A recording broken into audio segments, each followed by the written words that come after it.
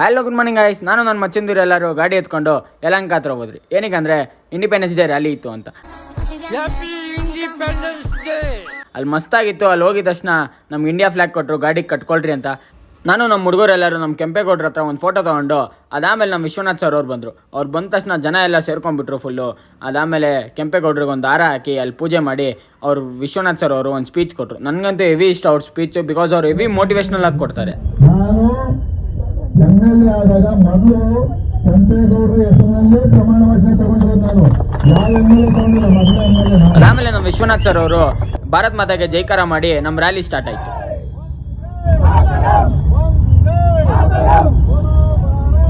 ಅಲ್ಲಿಂದ ನಾವೆಲ್ಲ ನಮ್ಮ ಗಾಡಿಗಳನ್ನ ಎತ್ಕೊಂಡು ಬರ್ತಾ ಇದ್ರಿ. ಸಿಕ್ಕಾಪಟ್ಟೆ ಟ್ರಾಫಿಕ್ ಇತ್ತು, ಬಿಕಾಸ್ ಹೆವಿ ಜನ ಬಂದಿದ್ರು. ಫುಲ್ಲು ಒಂಥರ ಸಕ್ಕತ್ತಾಗಿತ್ತು ರ್ಯಾಲಿ ಮಾತ್ರ. ಸೊ ಅಲ್ಲಿಂದ ನಾವು 4th ಪ್ಲೇಸು, ಅಟ್ರಲೇಟ್ ಎಲ್ಲ ಕಡೆ ಬಂದ್ರಿ. ಸೊ ಮಸ್ತಾಗಿತ್ತು ರ್ಯಾಲಿ ಮಾತ್ರ.